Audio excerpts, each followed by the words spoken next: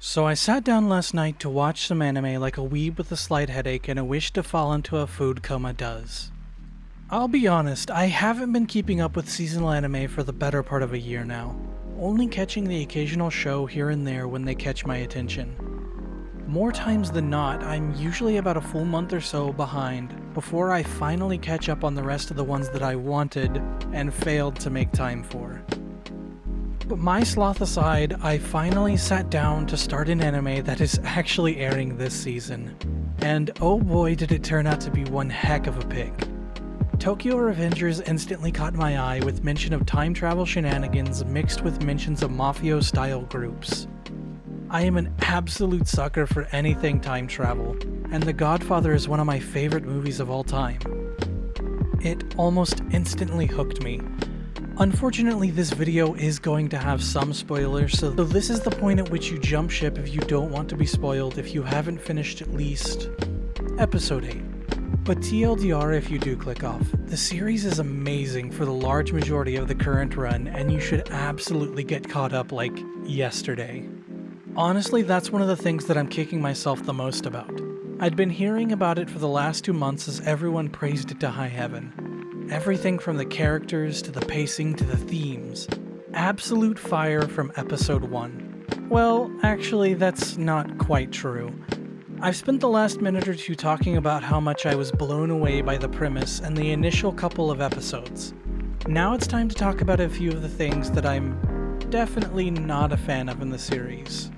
Because I think the only way you can truly suggest for someone to watch a show is to try to be as transparent as possible. Just as everything has a light side, so too does it have a dark side. Most of those negatives come back to the actual content of Takemichi's time travel ability, the love interest with Hinata aside. I am not a fan of the initial usage of Takemichi's time travel. Even if you were to argue that Naoto saving him after falling sparked his first time jump, how would Naoto know to save him without being first told by Takemichi in the past that he needs to save Takemichi at all? Because it's pretty early on told to us by Naoto that them coming into contact physically seems to be the catalyst for the time jump to happen. And that's what leads Naoto to know that he has to save Takemichi at all.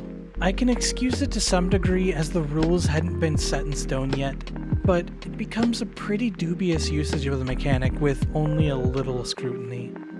Another problem I have specifically with the time travel is that the changes we see don't reflect on Takemichi himself physically.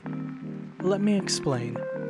Every time he has come back to the present, he is unchanged while the world and people around him have shifted to reflect his new actions in the past. Naoto seems to be similarly unaffected. It might be possible to say it's associated with the fact that they are at the center of the time travel and thus able to escape the effects of the time travel shenanigans. But I still find it a bit odd nonetheless. It was instantly jarring to see him return to the future, and very little about his own person changed from jump to jump, despite the fact that we know his actions in the past influence the rest of his future proportionally. It could be something that gets explained better in the future, but until then, it smacks to me as a bit of an oversight. And when time travel is supposed to be one of the main gimmicks of the story, I just wish there was a bit more consistency in how the time travel itself is portrayed. Now back to the positive. And since I waffled on for so long on how the characters aside from Takemichi and Naoto changed, I think it's only fair to cover those exact characters. Starting with possibly my favorite character so far, Draken. Draken, aside from being one of my favorite characters ever, is possibly one of my favorite renditions of the pseudo-Big Brother tropes that I've seen ever. He acts as a voice of logic to the much more passionate Mikey, a character I will get to momentarily. And honestly, he acts as that voice of reason for a lot of the characters, even when it might seem at first that he's just the mean, brooding, calculating stereotype. That seemingly disinterested exterior hides a heart of gold, keeping the impulsive Mikey in check. In turn, Takemichi seems to be able to bring out some of that brotherly love and tenderness that had solely been seen by Mikey before that point. And really, it's impossible to talk about Draken without talking about Mikey. Mikey is, as I said, the brasher of the two and the proclaimed leader of Toman, the gang that they all belong to. Despite this leadership role he possesses, he is, in person, a very free spirit and does what he sees fit based on his whims in the moment. This is seen early on in the series when he brings Takemichi into the fold and dubs him Takemichi. And I think, in a way, Takemichi is much more affected by these changes of fate than most any other event that I've seen up through the end of episode 8. And I think that is one of the most compelling things about Tokyo Revengers. While many of the characters are out to get stronger at the detriment of those around them, Takemichi grows through those connections to others. Nearly every time he is shown to be brave or upstanding, it's in direct correlation to protecting others. Every good-intentioned act is always at the face an attempt to right some future wrong so that not only is he benefited, but those he holds dear. That isn't to say that some of his motivations aren't selfishly driven, but rarely if ever do we see his actions purposefully be a detriment to those closest to him. And I think that is what cements the bonds between Takemichi, Draken, and Mikey. They each exist as a sort of balance for each other. While Draken is Mikey's moral compass and pushes him to be a good person in spite of their gang affiliations, and Mikey keeping Draken from being too grounded, I feel like Takemichi opens up a place for himself to be another aspect of that trio. While Mikey serves as the body to give the commands in themselves, Draken serves as the heart to give those actions a moral reason in the first place, and Takemichi the soul to give them a driving purpose. It isn't a metaphor that I feel is completely fleshed out at this point, but it is one that is slowly building with every interaction between them. It's a relationship that brings me back for every episode. I love even more that the relationship only comes about because of Takemichi's wish to save Hinata.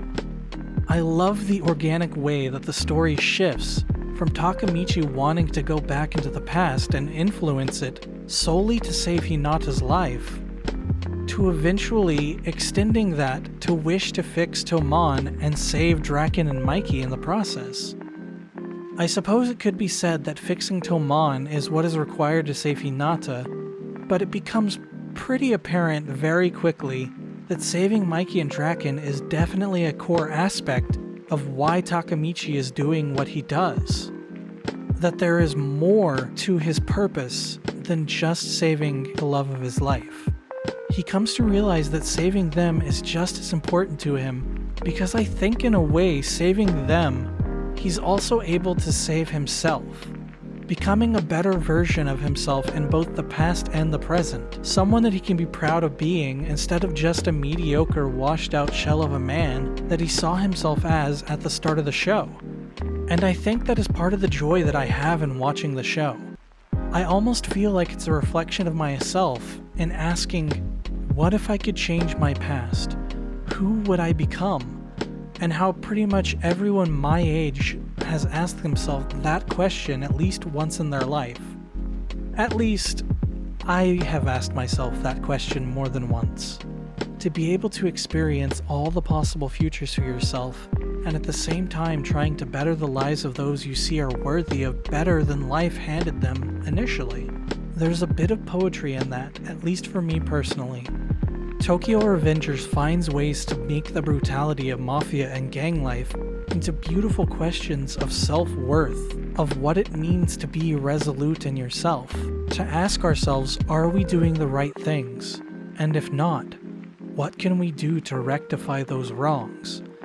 Of course, none of us have the power to travel back in time the same way that Takemichi does. But I think there is something poignant and powerful in having those questions asked of us anyways, even if we do have to go about it retroactively to try and find corrections for our past mistakes.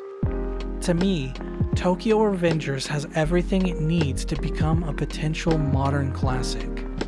I don't say that lightly, but I feel there are very few series that have ever had as profound an impact on how I perceive my own choices and actions in such a short time frame.